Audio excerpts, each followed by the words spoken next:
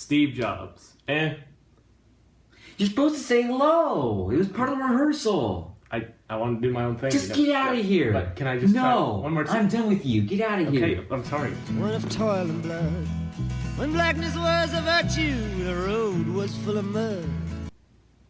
Steve Jobs stars Michael Fassbender, Kate Winslet, Seth Rogen, and Jeff Daniels.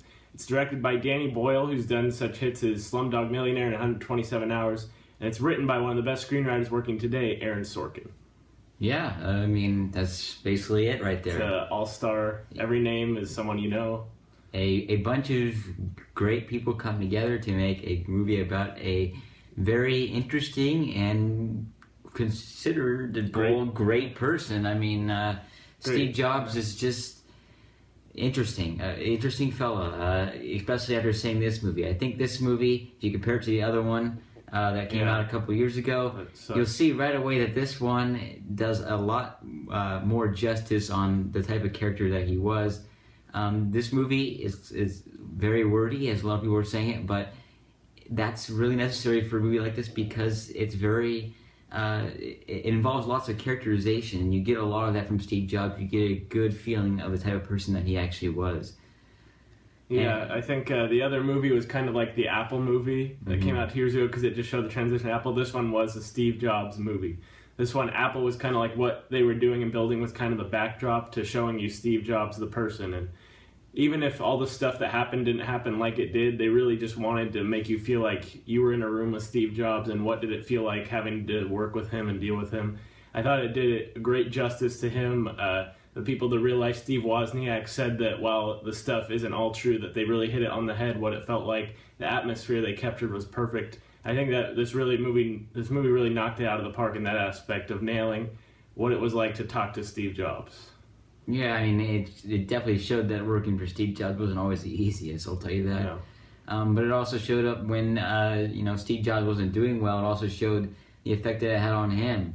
And his family's also involved in this movie. And so he's got all these different things that he has to tackle. But really, ultimately, he just wants to change the world when it comes to the world of technology. And he wants to be the very best. And the only way he's got to do that is the only way he's going to do that is to figure out his feelings towards these different areas. Yeah, this movie, it really is more like a character study of him, and it shows his relationship because, well, I don't want to keep comparing it to the other one, but that one, his family was kind of like, they showed it for 5 minutes. This one, his family is a big part of it. It shows why he, refused to admit that his daughter was his daughter, and it goes through all that until the end. I thought that was really interesting to see that he wasn't, a good person, and he even knew that. He's acknowledging that he's not a good person, but he thought if he could do good enough work, then that would overshadow who he was. So that's his real goal. I think Aaron Sorkin and Danny Boyle making this movie did a great job with it. The script, obviously, with Sorkin, it's going to be like a action movie of dialogue, and it really was. There was some scenes that just left me out of breath by the end because he does such a good job. And Danny Boyle, for filming this movie, they did 3 acts. They had 3 presentations they focused on. They shot it in 16 millimeter, 35, and then digital to kind of represent the time period. And I thought that really added to the movie and made it feel more like an experience. Yeah, definitely one of my favorite parts. I think it definitely captured the era. You felt like you were with Steve Jobs and his entire crew. Yeah, where technology was at the time. Mm-hmm. And I think it just added that extra layer. I mean, when you open the movie's kind of at that 16 millimeter grainy, but very cool vintage type look. I actually really enjoyed that. And then, it obviously transitions into more modern day, into the late 90s when you start to kind of see how technology is involved. And not only has the technology involved with cameras, but same with the things that he's showing in the presentations. And it also shows the success with those. Some were very successful, while some weren't, and he has to tackle on dealing with a lot of basically those products not doing well. Yeah, and a lot of people worried about Michael Fassbender just because he doesn't look like Steve Jobs, and which it doesn't matter at all. You get over it because he is so good at capturing who Steve Jobs was. He has the mannerisms. He talks like him. He does a great performance. I think he's going to get definitely an Oscar nomination at the end of the year because he really knocks this out of the park. But I think the person who stood toe-to-toe with him was Jeff Daniels in this movie, who was really good. as what's the Pepsi? John Scully. John Scully. They have a really good back and forth. I think Jeff Daniels and Fassbender really both knocked it out of the park, and Kate Winslet and Seth Rogen were great as well. Yeah, out of all the characters, Jeff Daniels did a great job, but I was actually really impressed with Kate Winslet's character. I thought that she played really well with Steve Jobs, and I really liked their, connection with each other. They went back and forth. Yeah, and, you could tell that, at some points they didn't really like each other, but at the same time, they, had this weird connection. It was very weird connection because they'd like yell at each other and storm off, but then they'd always like just come back to each other. They had that kind of relationship. Yeah, and I think that obviously was great. And then obviously Jeff Daniels as John Scully, I thought that was terrific as well. There's just some really good scenes of them going back and forth. Oh yeah, one scene is just perfect. Yeah, and I say pretty much no characters in this I didn't think were. Yeah, I bought everybody in the role. Even Seth Rogen, who you'd think he might have some trouble, but he was great as Steve Wozniak. Yeah, not a lot to complain about this movie, really. In my opinion, I think it was really well done. It just captured all these characters, really main points, really pretty much no flaws. Yeah, I can't think of anything at all that I have a problem with.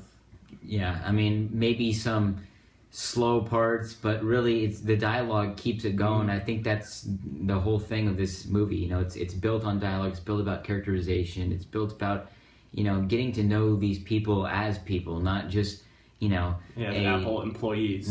Exactly. And I think this movie does it great justice.